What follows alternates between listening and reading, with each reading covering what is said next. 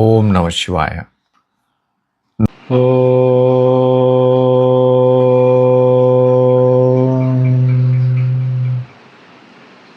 നമ ശിവായ. നർമ്മദേ ഹർ. നമസ്കാരം സുഹൃത്തുക്കളെ, എൻ്റെ പേര് അരുൺ പ്രഭു. നിങ്ങൾക്കെല്ലാവർക്കും എൻ്റെ ഈ ചാനലിലേക്ക് സുസ്വാഗതം.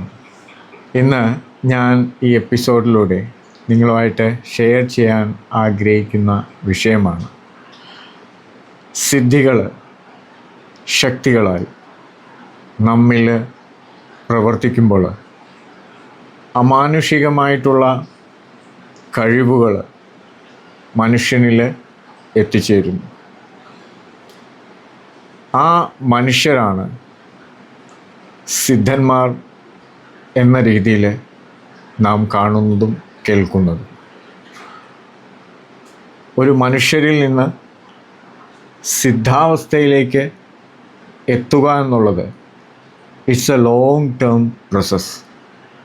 ആ ലോങ് ടേം പ്രോസസ്സിലൂടെ നമ്മളിൽ കൈവരുന്ന സിദ്ധികൾ ഈ പ്രകൃതിക്ക് വേണ്ടി, ഈ യൂണിവേഴ്സൽ ലോയ്ക്ക് വേണ്ടി നാം പ്രസരിപ്പിക്കുമ്പോൾ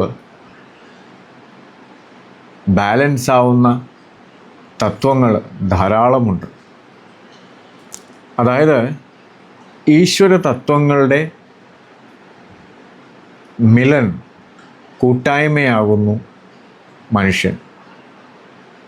നാം കണ്ടിട്ടുണ്ട് സിദ്ധനൊരു കോൺസെപ്റ്റ്, വെരി സിമ്പിൾ മനുഷ്യൻ. ഇപ്പോൾ നമ്മൾ തമിഴ്നാട്, ആന്ധ്രാപ്രദേശൊക്കെ പോയി കഴിഞ്ഞാൽ ധാരാളം സിദ്ധ അവതാരങ്ങളെ നമുക്ക് അവിടെ ഇവിടെയൊക്കെ കാണാം. അവർ സിമ്പിളായിട്ട് വസ്ത്രം ധരിക്കുക, ചിലപ്പോൾ മുഷിഞ്ഞതായിരിക്കും. എന്നാൽ അവർ ഒന്ന് തൊട്ടാൽ, അവരൊന്ന് അനുഗ്രഹിച്ചാൽ നമ്മുടെ ജീവിതം മാറ്റിമറിക്കപ്പെടും. ഇപ്പോൾ നീം കറോലി ബാബ എന്നൊക്കെ നിങ്ങൾ കേട്ടിട്ടുണ്ടാവും. നർമ്മദാ തീരത്ത് പുള്ളിയുടെ ദർശനത്താൽ തന്നെ ലോകത്തിലെ ഏറ്റവും ധനികനായിട്ട് വന്ന ആപ്പിളിൻ്റെ ഓണർ, മൈക്രോസോഫ്റ്റിൻ്റെ ഓണർ, ഫേസ്ബുക്കിൻ്റെ ഓണർ, ജസ്റ്റ് തലയിലൊരു സ്പർശം മാത്രമേ വേണ്ടി വന്നുള്ളൂ അവരുടെ ജീവിതം മാറ്റിമറിക്കാൻ. അപ്പം അത്രയ്ക്ക് ശക്തിയാർന്ന ഒരു അനുഭൂതിയാണ് സിദ്ധികൾ ലഭിച്ചവരിൽ നിന്ന് നമുക്ക് കിട്ടിക്കഴിഞ്ഞാൽ. ഇപ്പോൾ നമ്മൾ ചോര നീരാക്കി രാവിലെ തൊട്ട് വൈകിട്ട് വരെ കഷ്ടപ്പെട്ട് കുറച്ച് സമ്പാദിക്കുമ്പോൾ അതിൽ ചിലപ്പോൾ ആരോഗ്യ പ്രശ്നം, ഹോസ്പിറ്റൽ കേസാവും, അതാകും, ഇവിടെ കടമാകും. അപ്പോൾ അങ്ങനെ ജീവിക്കുന്നതിലും നല്ലത് സിദ്ധരെ സറണ്ടർ ചെയ്ത് സിദ്ധ തത്വങ്ങളെ മനസ്സിലാക്കിയിട്ട് നമ്മൾ ആ തത്വത്തെ ഫോളോ ചെയ്താൽ നമുക്ക് എല്ലാ കഴിവുകളും സ്വായത്തമാക്കാൻ പറ്റും. അപ്പോൾ അതിലെ വളരെ ഇത് പറഞ്ഞാൽ രഹസ്യ സ്വഭാവമുള്ള ഒരു മൂർത്തിയെയാണ് ഞാൻ നിങ്ങളുമായിട്ട് ഷെയർ ചെയ്യാൻ ആഗ്രഹിക്കുന്നത്. സിദ്ധന്മാർക്ക് ചില രഹസ്യ ശക്തികളുണ്ട്. ആ ശക്തികളെ അവർ ഉപാസിച്ച് ആണ് ഈ പറയുന്ന സിദ്ധ തത്വത്തിലേക്ക്, ഒരു മനുഷ്യഭാവത്തിൽ നിന്ന് സിദ്ധ തത്വത്തിലേക്ക് എത്തിച്ചേരുന്നത്. അമാനുഷികമായിട്ടുള്ള കഴിവുകൾ, ഇതൊന്നും പുറത്താർക്കും പറയാൻ പാടില്ല എന്നുള്ളതാണ്. പക്ഷേ ദർ ഈസ് എ ലിമിറ്റ്. ഒരു ലോക്ക്, ഇപ്പോൾ അത് ഫസ്റ്റ് ലോക്ക്, സെക്കൻഡ് ലോക്ക് എന്നൊക്കെ പറയത്തില്ലേ, ഈ സീക്രട്ട് മൂർത്തികൾക്ക് 5 ലോക്കുണ്ട്. അതിൽ ഒരു ലോക്ക് മാത്രമേ പബ്ലിക്കായിട്ട് കുറച്ച് സീക്രട്ടായിട്ട് പറയുള്ളൂ. ബാക്കിയുള്ള 4 ലോക്ക് അത് പറയാനുള്ള അവകാശമില്ല. കാരണം അത് ഗുരുവര്യന്മാർക്ക് മാത്രമേ പറയാനുള്ള, അത് അൺലോക്ക് ചെയ്യാനുള്ള ഓർഡറുള്ളൂ. അതുകൊണ്ട് ഞാൻ ഫസ്റ്റ് ലോക്ക് ഞാൻ നിങ്ങൾക്ക് ഷെയർ ചെയ്യാം. കാരണം ഇറ്റ് ഈസ് എ സീക്രട്ട് മൂർത്തി. 2 മൂർത്തികൾ ഭാവമാണ്, പക്ഷേ ഒന്ന് ഏകത്വവും മറ്റേത് ഉഗ്രവുമാണ്. ആ ഉഗ്രത്തിൻ്റെ ഫസ്റ്റ് സീക്രട്ടാണ് ഞാൻ മന്ത്രമാണ്, മൂർത്തി രൂപമാണ് ഞാൻ നിങ്ങളുടെ മുമ്പിൽ അൺലോക്ക് ചെയ്യുന്നത്. ബാക്കി 4 അൺലോക്ക് ചെയ്യണമെങ്കിൽ അതിൻ്റേതായിട്ടുള്ള ടൈം വേരിയേഷൻ വേണ്ടി വരും, ദീക്ഷ വേണ്ടി വരും. അതിൽ കുറേ മൂർത്തി തന്നെ അതിഘോരമായിട്ടുള്ള പരീക്ഷണങ്ങൾ നേരിടേണ്ടി വരും. സോ ഗൃഹസ്ഥാശ്രമികളായ സാധാരണക്കാർക്ക് അതൊന്നും ഡൈജസ്റ്റ് ആവില്ല. അപ്പോൾ ഫസ്റ്റ് ലോക്ക് മാത്രം ഞാൻ തുറക്കാം, സോ ദാറ്റ് അവരുടെ ജീവിതം നല്ല രീതിയിൽ മുമ്പോട്ട് പോയാൽ മാത്രം മതി. സിദ്ധികൾ അതിൻ്റേതായിട്ടുള്ള തത്വമായിട്ട് സിമ്പിളായിട്ടുള്ള ലെവലിൽ കിട്ടുമെങ്കിലും നമ്മൾ ആഗ്രഹിച്ച ലെവലിൽ സിദ്ധ കൺസെപ്റ്റിലേക്ക് എത്തണമെങ്കിൽ ബാക്കിയുള്ള 4 ലോക്ക് അൺലോക്ക് ആക്കണം. സോ അതിലേക്ക് എത്തിച്ചേരുമ്പോൾ നമ്മൾ പൂർണ്ണരായി. പക്ഷേ ഗൃഹസ്ഥാശ്രമികളായ നമുക്ക് സാധാരണക്കാർക്ക് ആദ്യത്തെ മന്ത്രം ഞാൻ അൺലോക്ക് ചെയ്യാം. അതായത് ഇവിടെ പൂജിക്കപ്പെടുന്നതും വജ്രനാരസിംഹമാണ് മഠത്തിൽ. ആ വജ്രനാരസിംഹത്തിൻ്റെ ബിംബഭാവമാണ് താന്ത്രികം മൂർത്തി എന്ന് പറഞ്ഞാൽ. അതായത് ഞാനിപ്പോൾ പറയാൻ പോകുന്നത് പഞ്ചമുഖി ഹനുമാനാണ്. പഞ്ചമുഖി ഹനുമാൻ എന്ന് പറയുമ്പോൾ തന്നെ നിങ്ങൾക്കറിയാം ഹനുമാൻ്റെ 5 മുഖങ്ങൾ. അപ്പോൾ ഈ മൂർത്തി എന്ന് പറഞ്ഞാൽ സാത്വിക മൂർത്തിയാണ്. അതായത് എല്ലാവർക്കും ഉപാസിക്കാവുന്ന, അതായത് നമ്മൾ ഉപാസിച്ചാലും മന്ത്രം ജപിച്ചാലും നമുക്ക് നെഗറ്റീവ്, അതായത് നെഗറ്റീവ് എന്ന് പറയുന്നത് പരീക്ഷണങ്ങൾ നമുക്ക് ഉണ്ടാവില്ല. കാരണം ശാന്തമൂർത്തിയാണ്. ഇതിൽ തന്നെ ഉഗ്രമൂർത്തിയുണ്ട്, പഞ്ചമുഖി രുദ്രഹനുമാൻ എന്നുള്ള കൺസെപ്റ്റ്. പഞ്ചമുഖ രുദ്രമുഖി ഹനുമാൻ. ഈ മൂർത്തിക്കുള്ള പ്രത്യേകത എന്ന് പറഞ്ഞാൽ, ഇപ്പോൾ സാധാരണ നിങ്ങൾ കണ്ടിട്ടുള്ള പഞ്ചമുഖി ഹനുമാൻ്റെ തലകൾ നേരെ ഉള്ളതാണ്, 2 ഇപ്പുറത്തും 2 ഇപ്പുറത്തും. അതേസമയം താന്ത്രിക രുദ്ര പഞ്ചമുഖി ഹനുമാൻ്റെ രൂപമെന്ന് പറഞ്ഞാൽ ഒന്ന് മുമ്പിൽ, 2ാമത്തത്, 3ാമത്തത്, 4ാമത്തത്, 5ാമത്തത് മേളിൽ നരസിംഹമൂർത്തിയാണ്. അതായത് ശിവം, ദ സൂപ്പർ നാച്ചുറൽ ഗോഡ്. ആ നരസിംഹമൂർത്തിയിനേക്കാളും വേറൊരു ദൈവം ഈ ബ്രഹ്മാണ്ടത്തിലില്ല. നരസിംഹമൂർത്തിയുടെ മുഖം ഈ പറയുന്ന സൈഡിൽ വന്നാൽ ആ മൂർത്തി ശാന്തമൂർത്തിയായി, നരസിംഹമൂർത്തി ശാന്തനായി. ആ മൂർത്തി നേരെ മേളിൽ സഹസ്രാരത്തിൽ വരുമ്പോൾ ശക്തി കൂടും, രുദ്രഭാവം വരും, അതായത് ശിവൻ. ഞാൻ കഴിഞ്ഞ എപ്പിസോഡിൽ നരസിംഹമൂർത്തിയെ പറ്റി ഞാൻ നിങ്ങളുമായിട്ട് ഷെയർ ചെയ്തായിരുന്നു.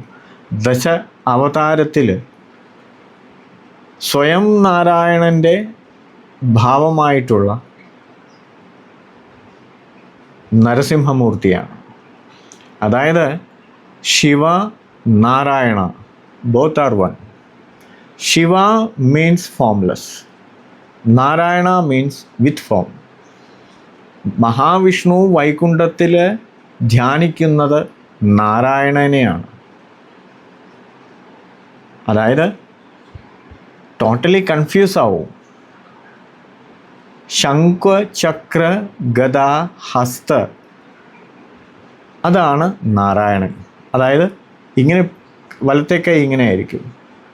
അതേസമയം മഹാവിഷ്ണുവിൻ്റെ ശംഖ ചക്ര ഗദ പത്മ, അതായത് മഹാവിഷ്ണു ഉപാസിച്ചുകൊണ്ടിരുന്ന വിഗ്രഹം ശംഖു ചക്ര ഗദ ഹസ്ത, ആ ഭാവമാണ് മഹാവിഷ്ണു കൃഷ്ണന് കൊടുത്തത്.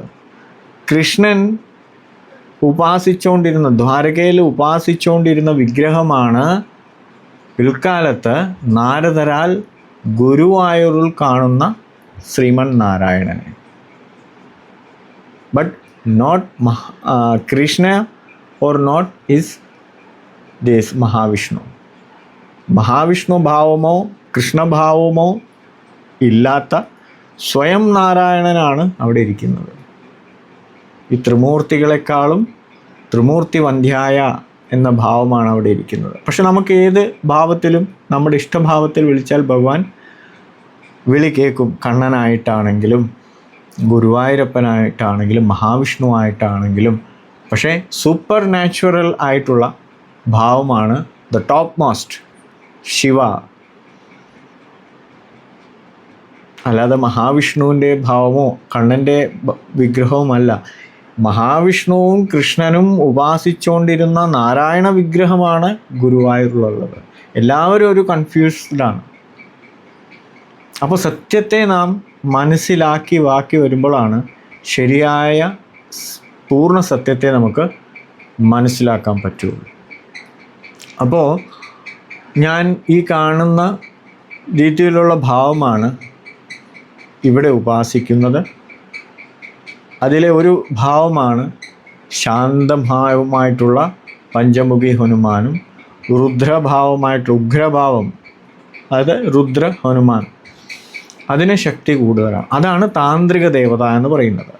ഈ പറയുന്ന നരസിംഹമൂർത്തി, പ്രത്യങ്കിര, വാരാഹി, ചിന്നമസ്ത, ധൂമാവതി ഇവയൊക്കെ താന്ത്രിക ദേവതയാണ്. അതേപോലെ ദക്ഷിണകാളികൾ.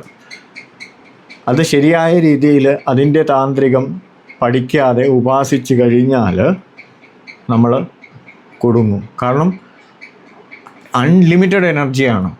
അപ്പോൾ താന്ത്രികത്തിലൂടെ മാത്രമേ അത് കൺട്രോളായിട്ട് എനർജി ബാലൻസ് ചെയ്യാൻ പറ്റുള്ളൂ. അതർവൈസ് നമ്മൾ സടകുട മാനസിക നിലയൊക്കെ തെറ്റും, പ്രശ്നങ്ങളുണ്ടാവും. അപ്പോൾ ഈ താന്ത്രിക ദേവതയുടെ പഞ്ചമുഖി രുദ്ര ഹനുമാൻ്റെ മന്ത്രമാണ് ഞാൻ നിങ്ങളുമായിട്ട് ഷെയർ ചെയ്യുന്നത്. ഇത് ദിവസവും 108 തവണ മിനിമം നിങ്ങൾ ജപിക്കുവാൻ തുടങ്ങിയാൽ നമ്മൾക്ക് അൺലിമിറ്റഡായിട്ട് നമ്മുടെ ഏത് ആഗ്രഹങ്ങളും സാധിക്കും. മാത്രവുമല്ല ശത്രുവിൻ്റെ യാതൊരു തരത്തിലുള്ള ദുഷ്താന്ത്രികം നമ്മുടെ അയലത്ത് പോലും വരില്ല.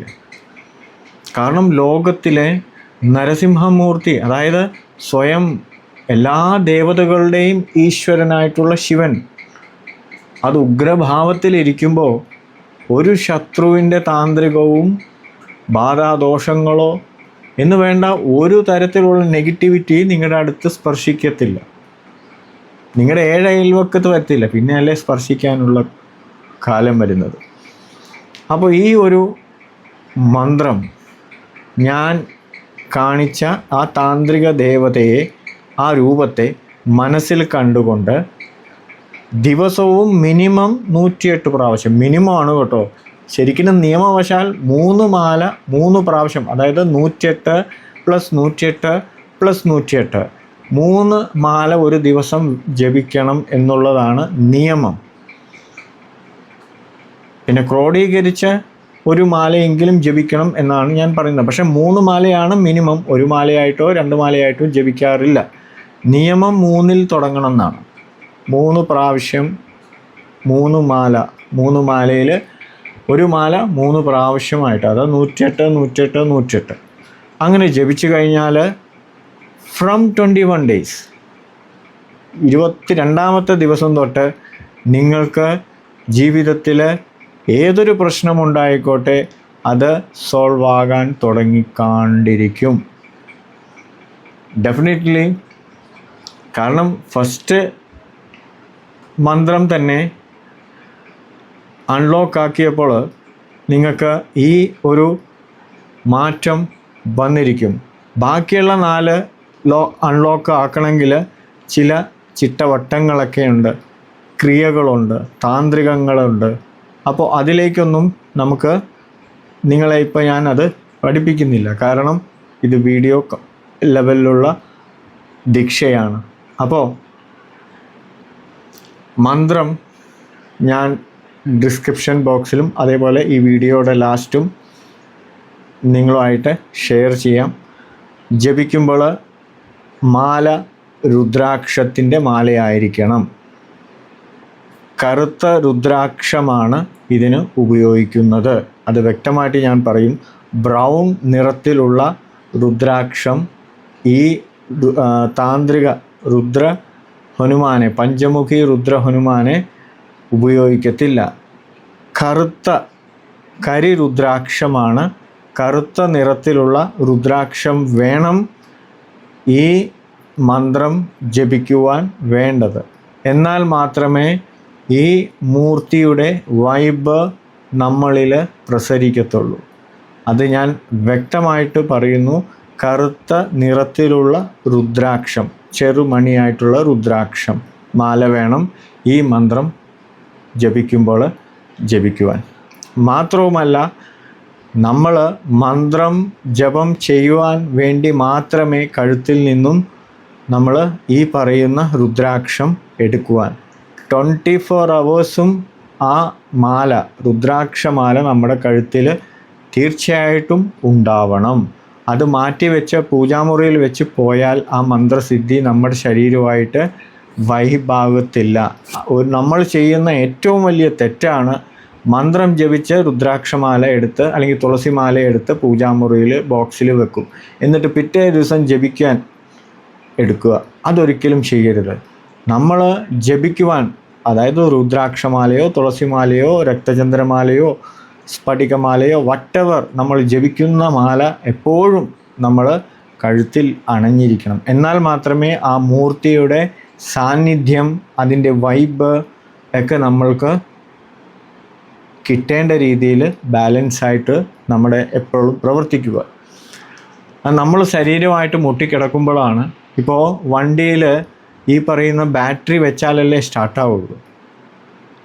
അല്ലാതെ ബാറ്ററി ചാർജ് ചെയ്ത് നമ്മൾ ഓഫീസിൽ വെച്ച് കഴിഞ്ഞാൽ വണ്ടി സ്റ്റാർട്ടാവത്തില്ല. അതേ പ്രവർത്തനമാണ് നമ്മുടെ ശരീരത്തിലും ഈ മാല ഇടുമ്പോൾ നമ്മൾ കിട്ടുന്ന അനുഭൂതി.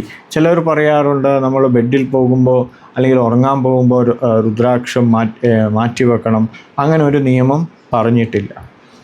എപ്പോഴും നമ്മുടെ കഴുത്തിൽ ഒരു ആഭരണമായിട്ട്, നമ്മുടെ ഇന്ദ്രിയത്തിലെ ഒരു ഇന്ദ്രിയമായിട്ട് കരുതി എപ്പോഴും നമ്മൾ രുദ്രാക്ഷമാല നമ്മുടെ കഴുത്തിൽ എപ്പോഴും വേണം.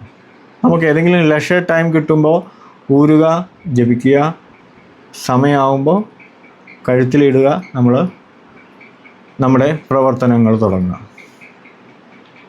അപ്പോൾ മന്ത്രം ഞാൻ ലാസ്റ്റ്, ഈ വീഡിയോയുടെ ലാസ്റ്റ് ആഡ് ചെയ്യാം. അതേപോലെ ഡിസ്ക്രിപ്ഷനിൽ ഞാൻ ആ മന്ത്രം ആഡ് ചെയ്യാം. ഞാൻ കാണിച്ച മൂർത്തിയെ മനസ്സിൽ സങ്കല്പിച്ച് മന്ത്രം ജപിക്കുക. നിങ്ങൾക്ക് നല്ല ഉയർച്ചയായിരിക്കും, അതിലൊരു സംശയവുമില്ല. അപ്പോൾ നിങ്ങൾക്ക് ഈ എപ്പിസോഡ് ഇഷ്ടപ്പെട്ടെന്ന് വിചാരിക്കുന്നു. നിങ്ങൾക്കും നിങ്ങളുടെ കുടുംബാംഗങ്ങൾക്കും എപ്പോഴും ഭഗവാന്റെ അപ്പയുടെ എല്ലാ അനുഗ്രഹവും എപ്പോഴും ഉണ്ടായിക്കോട്ടെ എന്ന് ആഗ്രഹിച്ചുകൊണ്ട് ഞാൻ ഈ എപ്പിസോഡ് ഇവിടെ ഉപസംഹരിക്കുന്നു. നിങ്ങൾക്കെല്ലാവർക്കും എൻ്റെ വിനീതമായ നമസ്കാരം.